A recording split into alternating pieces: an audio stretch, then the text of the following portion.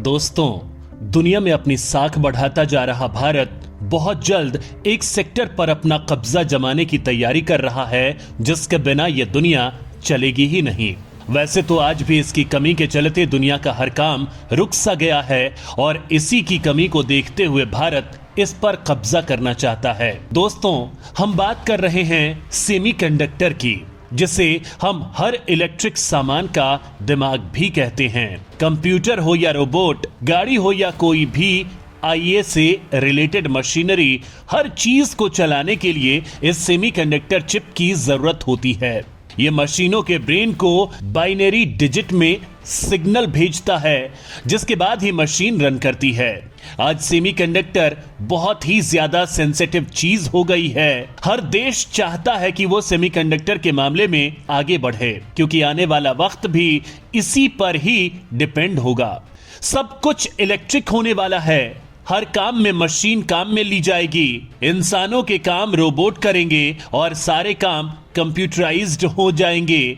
यानी सब कुछ आर्टिफिशियल इंटेलिजेंस पर आधारित होने वाला है और इन सब को ऑपरेट करने के लिए सेमीकंडक्टर की जरूरत होगी। इसके बिना काम नहीं हो सकेगा। ऐसे में हम कह सकते हैं कि सेमीकंडक्टर देश की अर्थव्यवस्था की बैकबोन होगी और भारत भी इस पर अपना कब्जा करना चाहता है। वो इसमें महारत हासिल करने के लिए इसकी रेस में शामिल हो गया है और ये उम्मीद की जा रही है कि जल्द ही वो इसमें कामयाब भी हो जाएगा। इस वीडियो में हम आपको बताएंगे कि कैसे भारत इस सेक्टर में उतर रहा है और कैसे वो इसमें कामयाबी पाएगा।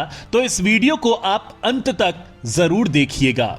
दोस्तों, आज भारत हर सेक्टर में आगे बढ़ता जा रहा है। वहीं मोदी सरकार भी आत्मनिर्भर भारत की मुहिम के तर्ज पर ज्यादा से ज्यादा चीजों को देश में डेवलप करने की ओर ध्यान दे रही है, जिससे देश की अर्थव्यवस्था को मजबूती मिल सके।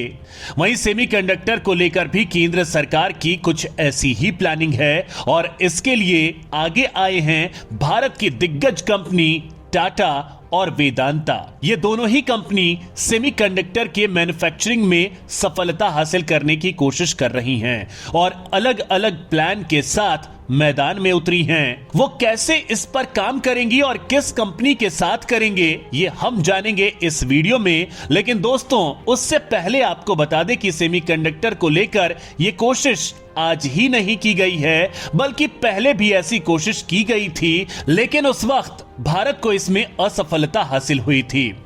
दरअसल अमेरिका की एक कंपनी फेयरचाइल्ड सेमीकंडक्टर ने पिछली सदी के छठे दशक में भारत में अपने निर्माण संयंत्र हेतु अनुमति मांगी थी, लेकिन उस समय देश की सरकारों के पास दूरदर्शिता का अभाव था, जिसके कारण उन्होंने यहां सेमीकंडक्टर के मैन्युफैक्चरिंग करने से इनकार कर दिया। लिहाजा इस कंपनी को अपना कारोबार मलेशिया और फिलीपींस ले जाना पड़ा। अगर उस वक्त की सरकार हां कर देती तो आज भारत इस उद्योग की महाशक्ति होता। दोस्तों, वैसे तो साल 1984 में सरकार द्वारा मोहाली में सेमीकंडक्टर कॉम्प्लेक्स लिमिटेड बनाकर उसे ऑपरेट करना भी शुरू कर दिया गया था और अगले आधे दशक तक इसे कई विदेशी संस्थानों से काम भी मिला, जिसमें बीबीसी द्वारा कंप्यूटर निर्माण के लिए मिला कॉन्ट्रैक्ट चर्चा में रहा था। लेकिन तब रिसर्च की कमी के कारण यह मैन्युफैक्चरिंग प्लांट अमेरिका पर निर्भर रहता था। फिर अचानक से रहस्यमयी तरीके से इस कंपनी में भीषण आग लग गई, जिससे देश का सेमीकंडक्टर मैन्युफैक्चरिंग लगभग एक दशक पिछड़ गया और फिर भारत इस क्षेत्र में उभर ही नहीं पाया और कंपटीशन से बाहर हो गया। आज स्थिति यह है कि साल 2021 में भारत ने 21 अरब डॉलर के चिप का आयात किया और ये आयात हर साल 15% की गति से बढ़ रहा है। इसमें अकेले चीन से भारत ने 7 अरब डॉलर का चिप आयात किया है, जो बहुत बड़ा आंकड़ा है। दोस्तों, आपको बता दें कि इलेक्ट्रॉनिक सिलिकॉन चिप बनाने का वैश्विक उद्योग 2022 तक 600 अरब डॉलर का कारोबार बन चुका है। यहां तक कि दुनिया के बड़े बड़े देश भी इस इंडस्ट्री पर अपनी बादशाहत कायम करने के लिए प्रतिस्पर्धा में शामिल हो चुके हैं।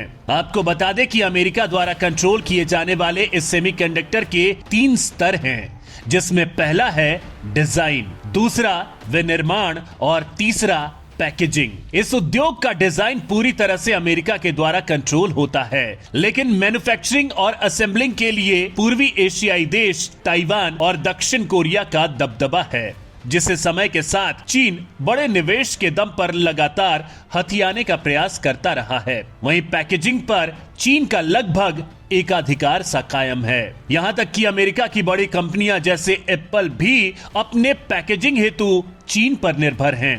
दोस्तों, यहां पैकेजिंग का मतलब है कि इस चिप का प्रयोग कर उपयोगी उपकरण बनाना। आश्चर्य की बात यह है कि पूरी दुनिया इन देशों के एकाधिकार पर पूरी तरह से निर्भर रही, लेकिन संभावित संकट तब समझ में आया जब कोरोना के कारण हाल में अमेरिका, चीन, दक्षिण कोरिया, जापान और ताइवान के चिप उद्योग पर संकट उत्पन्न हुआ और वैश्विक आपूर्ति श्रृंखला बड़े स्तर पर प्रभावित हो गई, जिसका भारत ने भी सामना किया था। यहां भी चिप की कमी के चलते बहुत सारे उद्योग और काम प्रभावित हुए।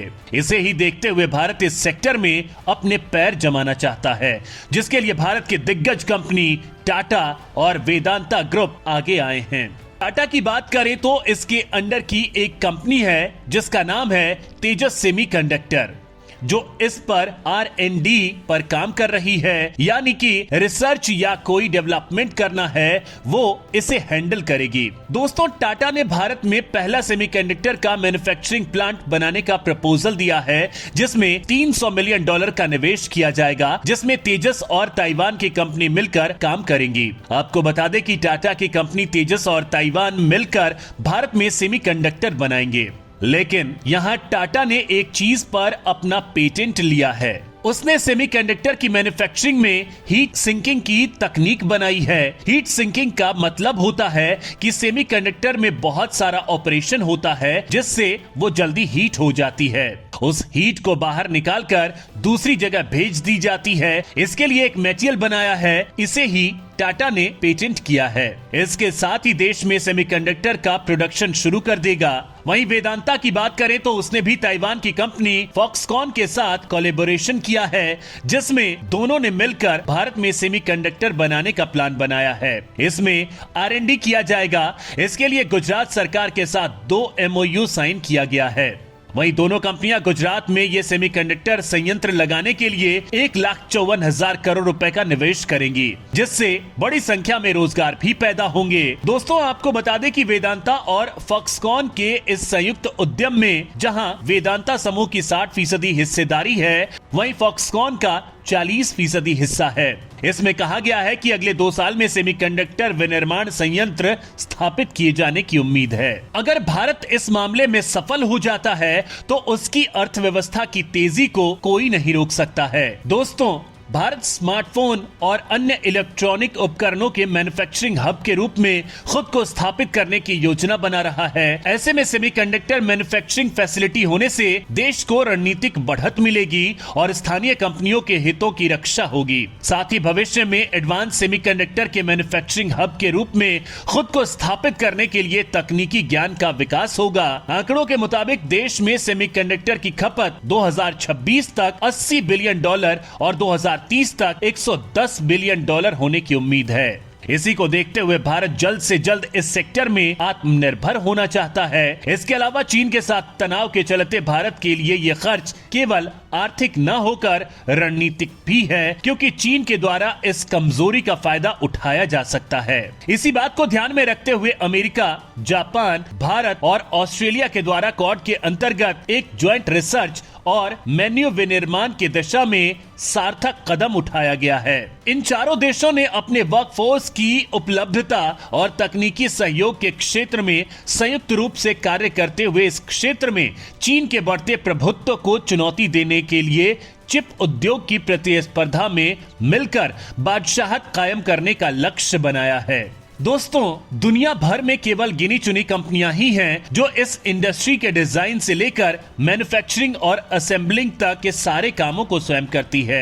ऐसी कंपनियों की इंटीग्रेटेड डिवाइस मैन्युफैक्चरर्स यानी IDM कहा जाता है। इस सेमीकंडक्टर इंडस्ट्री को किफायती बनाने के लिए इसके पूरे वैल्यू चेन के अलग अलग स्तरों को अलग अलग कंपनियों के द्वारा किया जाता है और वर्तमान में दुनिया का कोई भी देश ऐसा नहीं है जो इस उद्योग के डिजाइन से लेकर असेंबलिंग तक सारे कार्यों में स्वावलंबी बन चुका हो। जिन देशों के पास सेमीकंडक्टर उद्योग के शोध, उत्पादन एवं उपभोग तीनों की शक्ति होगी, वही पूरी दुनिया में इस उद्योग पर राज करेगा।